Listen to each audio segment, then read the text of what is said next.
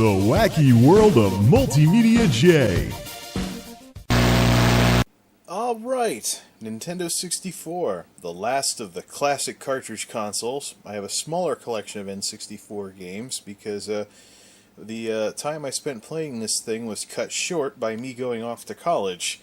So I missed a lot of the late era games. I missed the Conker games. I missed the second Banjo-Kazooie game because I didn't take my consoles with me when I went off to college. And of course the PlayStation 2 came out not long afterwards, and then the GameCube. So yeah, smaller collection this time, but whereas the last video was probably a little too long, probably most of you are probably looking forward to a shorter video discussion of where I'm at as far as gaming and my collection goes. So, Nintendo 64, the last of the classic cartridge consoles. Back in the days when using cartridges was a laughable decision at best, or questionable at best, I should say. Alright, this is my original N64 from childhood. My folks didn't give it away, but they did give away my 100% complete Super Mario 64 cartridge. That's the one and only issue I know of where my folks messed with my collection while I was gone. So I've since reacquired the game, but I don't think I've ever gotten up to 96 stars again. So both between a cartridge version of the game and a version that I have on the Virtual Console, as well as the re-release on the Nintendo DS. So, boo! One of my favorite games of all time that I had 100% beat, 100% complete, they wound up, yeah. Anyways. So, I actually never even got the expansion pack either. I don't think I ever had any games that required the expansion pack. So, could still get one, especially if I start acquiring games that could benefit from one. But as it is, I don't have any. So, it's weird that I was able to not really get too involved with that. Okay, so this is my original N64. Got it in Christmas of 1997. Christmas 97, is there a manufacture date on here anywhere? Just an NUS, that's a 19-watt device. Just NUS, and that's a 19-watt device. Extension port for the disk drive that never was. Well, it's not like the N64 was a total underdog console back in those days. I mean, yeah, it was Nintendo's first real Mario box, as it were, where they had to keep the thing alive with good first-party titles. And then there was then there were games like GoldenEye and the Banjo series before they went off of... before Microsoft acquired Rare and all that other stuff. But the big reason why people would get these instead of a PlayStation when I was growing up is if their parents were paranoid about them scratching game discs, which really made me wonder because this was back in the days when you would listen to portable CD players instead of MP3 stuff. This is before MP3 stuff really took off, so you'd be listening to your music straight off your CDs on a portable CD player back then. So parents that would let their kids have portable CD players and risk scratching those discs up, but they didn't think they could handle a PlayStation, even though they were already dragging CDs to school and yeah, I don't know. I didn't try to figure it out then, and I'm not going to try and figure it out now. So N64 still works a-okay. The big problem I have with N64 games, though, is that the N64 has primitive anti-aliasing. So SNES games actually look better on today's TVs than most N64 games, and I could never get the N64 to work with N64/GameCube S-video adapter, so I'm stuck with composite. So, yeah, and then you see all the anti-aliasing from the mid-90s in all of your games, and it fuzzes up all the edges and checkerboards, everything. So one thing that's going to change, as you can already see from the big pink sticker there, this is the first console that I ever bought used games for after the fact from GameStop. So you're going to see some GameStop stuff for the first time with the N64 collection. But fortunately, not with this classic, Super Mario 64. Loved this game. It was a rental that I just couldn't get enough of in terms of rentals. And then finally I got it for Christmas one year. Yay!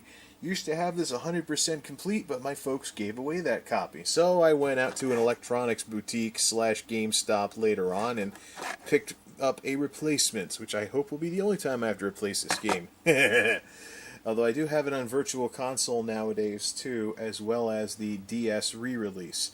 So Super Mario 64, an absolute classic, still is to this day. And it's the only one that I know of where my folks gave away.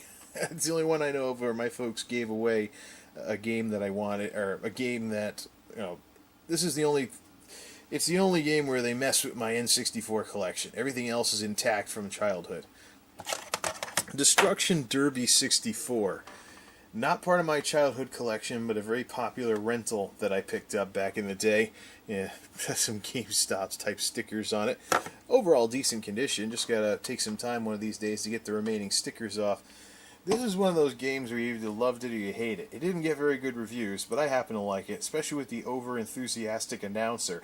"You're in first place! Time to grind them under your wheels!" But this was one that I loved renting a lot, and I eventually picked it up when I started playing catch-up with my N64 collection in the days before the EBs and the GameStops stopped selling Nintendo 64 games. I made sure to pick this sucker up, and it shows. Labels galore. Gotta bust out the Goo-Gon to get that cleaned up one of these days. Super Smash Brothers. Neener. Another one in very decent shape, too.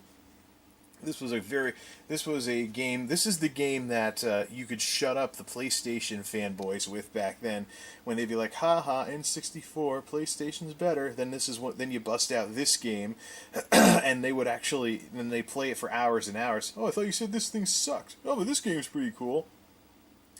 Not from my childhood collection. Picked this sucker up secondhand, which sounds like a shocker, because how much the price on this sucker has skyrocketed in recent years.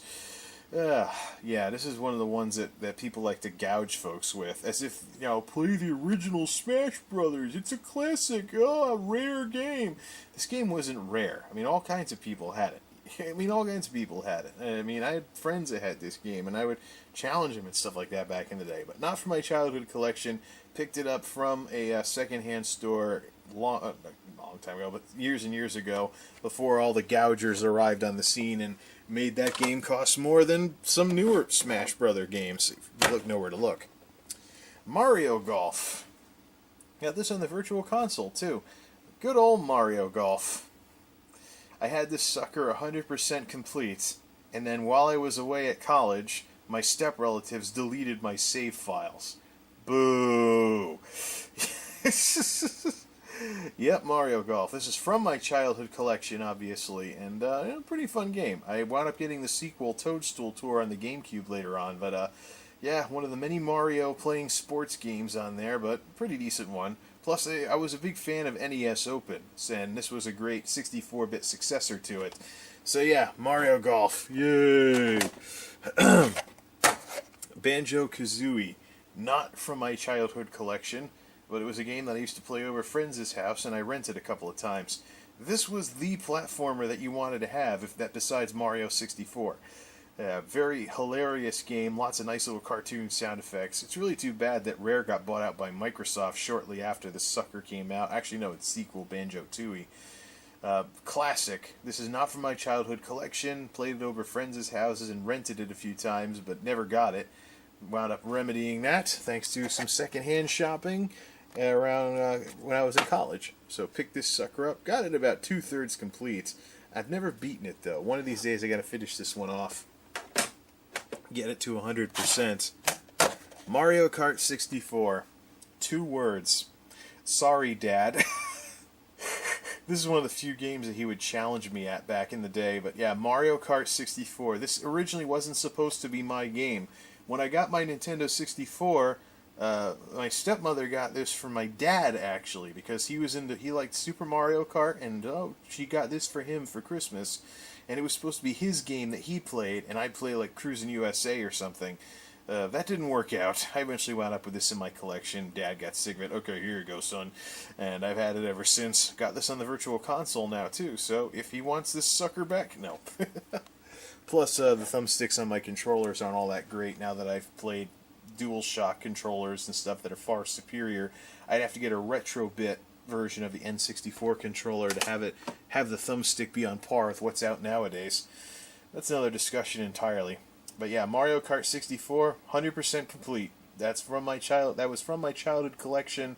It's 100% complete, and if my dad ever wants to play it again, I'll just bring the Wii U over and we can play it on the Virtual Console with better controllers. Cruising, yeah, Cruising USA, yeah. Horrible arcade port. The arcade machine was notably better. Of course, the arcade machine also had a steering wheel, gas pedals, a gear shift, the whole 9 yards. This is the game that I played at the ballpark before the N64 came out, when it was being plugged as the upcoming Ultra 64, and this is actually my first game that I ever got, because I liked it at the ballpark so much. This was the game that I got with my N64, and not Mario 64. It took me a couple of years to get Mario 64. Boo! Either way, yeah, this is my original copy from childhood, 100% complete. It's 100% complete. I've beaten all the tracks, and I just messed around from time to time. Or actually, I think I deleted my saves off of it, so... Oh no, this is another one where my step-relatives deleted my saves. Boo!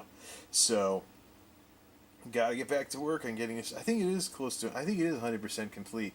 I gotta get 100% complete on the regular car, on all the regular cars, and the bonus cars too. So, okay, yeah, Cruisin' USA. I actually have the sequel Cruisin' World on order. Might check out Cruisin' Exotica later as well. But yeah, Cruisin' USA. That's the game that I actually got in my N64. Zelda Ocarina of Time. Can tell this came from a GameStop. Look at how horrible the condition of this thing is. But, you know, I didn't get gouged for it. Oh, look at it. Even that got ripped, too. So, look at the horrible condition on this thing. It's... Ugh. Ocarina of Time, Gold Cart. Yeah, Ocarina of Time, Gold Cart. Of course, back when I was getting these games, I didn't really care what the carts were in, because I just wanted to play the darn thing. So, yeah... This is not from my childhood collection. I knew some friends who had this game, used to play it over their house once or twice, and loved it. Thought it was awesome. But I didn't bring my N64 with me to college, so I wound up getting this when well, here's what happened with my N64 and my Super Nintendo too. I didn't bring my consoles with me because I wasn't lugging a TV out to campus. Junior year, I put a TV card in the Silver Bullet, which is still in the Silver Bullet. It's a 10-year-old. It's a 10-year-old LeadTech WinFast PVR 2000 XP TV Deluxe.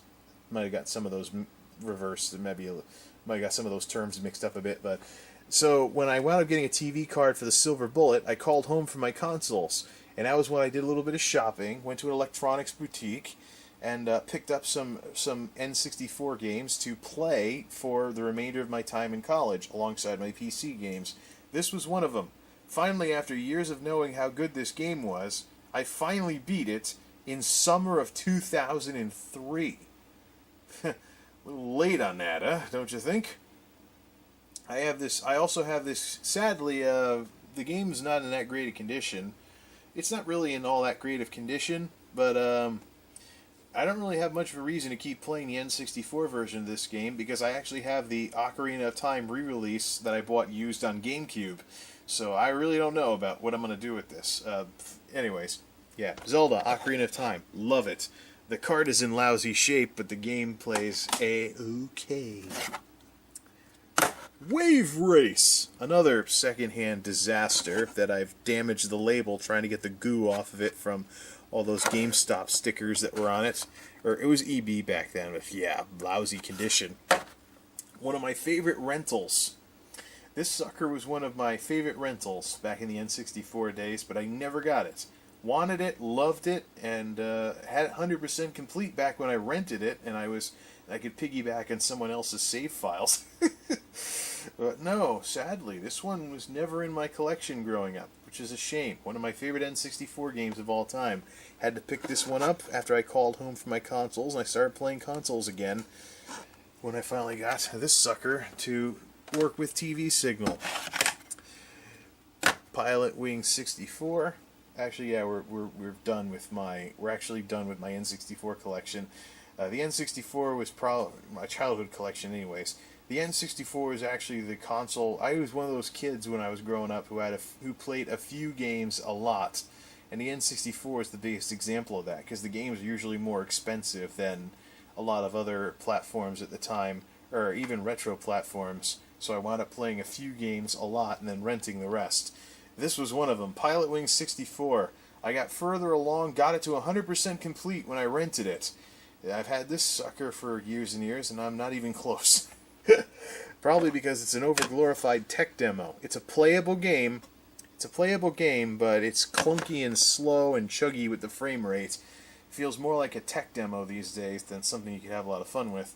But yeah, Pilot Wings 64, great successor to the original Pilot Wings, and this is not from my childhood collection. Another one that I picked up courtesy of secondhand stores, and now, all those years ago, etc. F-Zero X, another rental. Another rental. And another, I have this one on the Virtual Console, actually, so I don't have much of a reason to play the cartridge version with the crappy anti-aliasing in the N64 versions. This was a very popular rental for me. Love the heavy metal soundtrack. Love the feeling of speed in this game. But nowadays, I don't have much of a reason to play it because I have its successor on the GameCube, F-Zero GX. So this game is kind of a blast from the past, but it hasn't aged well, and it's been superseded. Not in great shape. This is yet another GameStop masterpiece. Now you'll notice, as I put all my carts back on here, now you'll notice that a lot of the rattier games I have are all GameStop masterpieces, so to speak. This is where I first started noticing just how so many other people didn't take care of their games. Like, I just couldn't believe, I absolutely could not believe that some of the things that people did to their games. Like, what do you have to do to a Zelda game to do this to the label? Or is this what it's supposed to look like? I thought it was supposed to be gold all the way. What do you have to do to this thing in order to get it to look like this?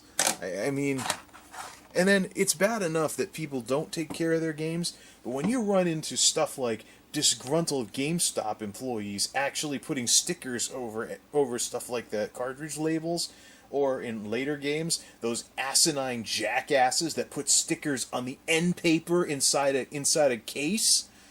How can people treat video games like this?